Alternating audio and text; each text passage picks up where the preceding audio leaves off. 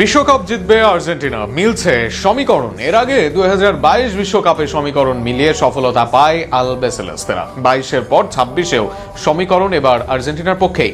এবার এক যুগের সমীকরণ আর্জেন্টিনাকে এনে দিবে বিশ্বকাপের শিরোপা। সব মিলিয়ে কি সমীকরণে বিশ্বকাপ জিতবে আলবিসেলেস্তেরা, কোন ঘটনায় বিশ্বকাপ আবারও আসবে মেসির দেশে, তা নিয়ে থাকছে প্রতিবেদন।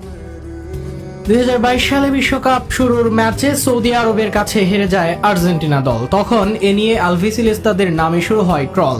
তবে এর মাঝে এক সমর্থক আনেন এক সমীকরণ, যেখানে তিনি বলেন 2010 সালে স্পেন বিশ্বকাপের শুরুর ম্যাচ হেরেছিল, এরপর বিশ্বকাপ জয় করে তারা।